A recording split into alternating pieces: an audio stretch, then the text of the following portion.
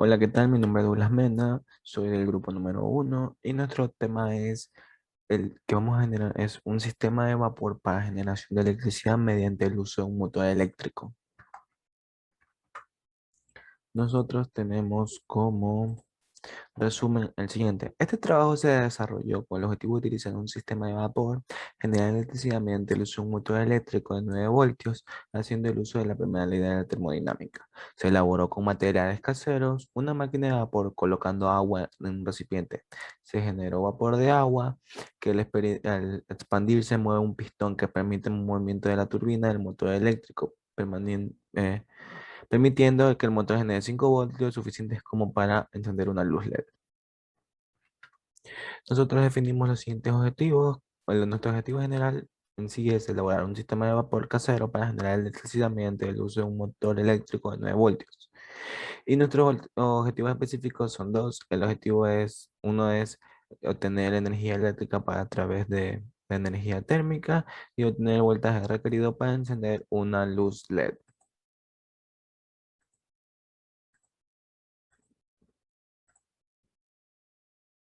Se elaboró un prototipo de máquina de vapor utilizando en su mayoría materiales caseros. El recipiente donde hizo combustión el fluido fue un envase de aceite. Se utilizó como pistón una jeringa, el cual se conectó a una rueda de transmisión o disco de inercia mediante un alambre de acero que hizo una función de cigüeñal. Finalmente, dicho disco de inercia fue utilizado para que el motor eléctrico recibiera la energía mecánica producida y así poder generar el voltaje suficiente para encender un LED. Luego de armar el prototipo se utilizaron 75 gramos de agua dentro del recipiente y se puso bajo fuego directo mediante el uso de una hornilla de cocina.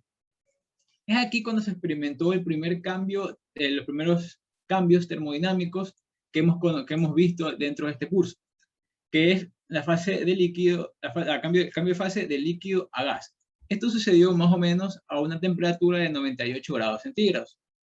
En la máquina de vapor ocurren muchos procesos térmicos importantes. Un proceso isocórico es uno de los procesos que ocurren dentro de este proyecto. ¿Qué es un proceso isocórico? Un proceso isocórico es el cual el volumen del recipiente permanece constante. Sin embargo, existe una variación en la presión y en la temperatura dentro de dicho recipiente. También existe un proceso isotérmico que tiene lugar cuando la temperatura es constante y solo varía la presión y el volumen. Este proceso por lo general ocurre en los cambios de fase, es decir, en el cambio de fase del líquido a gas.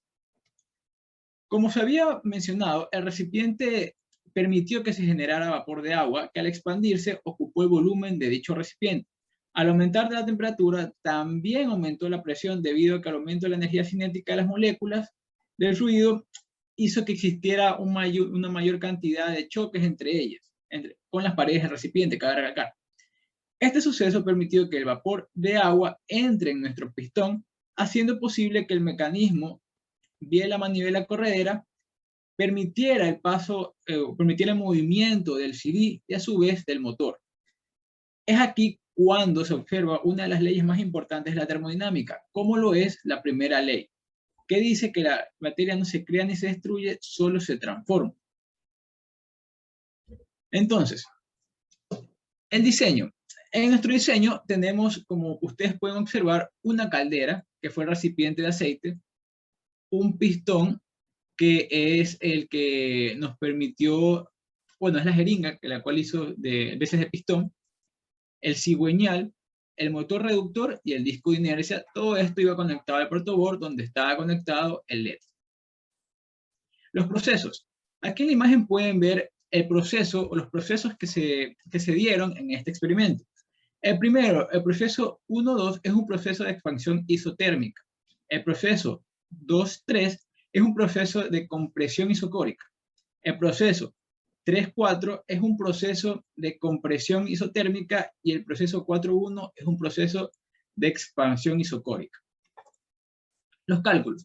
Para los cálculos nos valimos de la primera ley de la termodinámica.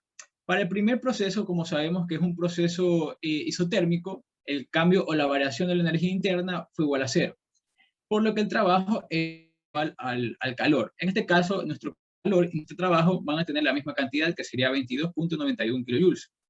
Para el tercer proceso, al ser un proceso isocórico, sabemos que el trabajo, no existe trabajo, este trabajo es igual a cero. En este proceso el calor fue de 2.53 kilojoules. Para el proceso 3-4, también volvemos a tener un proceso isotérmico, por lo que la variación de la energía interna es cero, y nuestro calor volverá a ser igual al trabajo, teniendo un calor y un trabajo de 16.1 kilojoules. Finalmente tenemos nuevamente un isocórico, donde no existe trabajo y que nuestro calor es de 165 kilojoules. Finalmente tenemos que nuestro sistema tiene una eficiencia del 27.4%. Análisis de resultados de forma experimental. El tiempo de espera en el cual empezó a trabajar este prototipo fue de 10 minutos. Cabe recalcar que originalmente la fuerza producida por nuestro modelo era un poco menor a la fuerza de inercia que tenía el cigüeñal y el disco de inercia. Entonces, damos un pequeño empujón para que empezara a producir energía, ¿no? Fue automáticamente darle el empujón y empezó a producir la energía suficiente para encender el LED. Cabe destacar que esta inercia se pudo haber vencido también de mejor forma si no hubieran pérdidas. Estas pérdidas pues son las pérdidas por fricción, muchas veces fue el alambre que no estaba completamente recto, que nos afectó en nuestro experimento. Resultados. Como hemos mencionado, los resultados para el proceso 1-2 son de 22.91 kilojoules, lo mismo para el trabajo, y así los sucesivos, dando una eficiencia del 27.4%.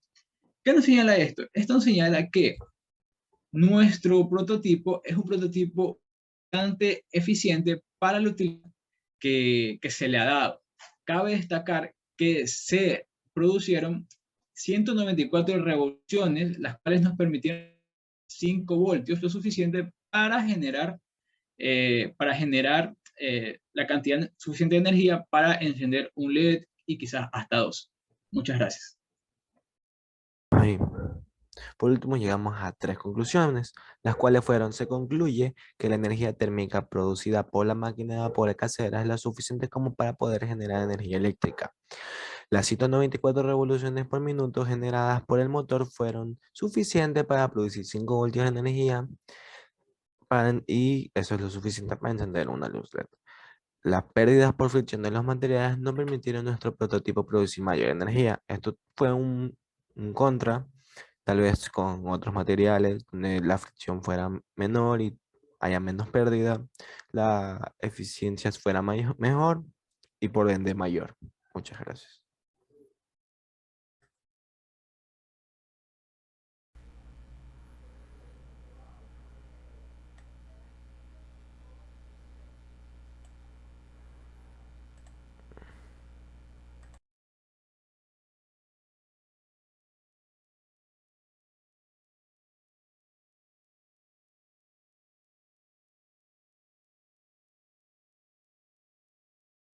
Los materiales usados fueron un motor, una luz LED, una resistencia, un regulador de voltaje, un alambre.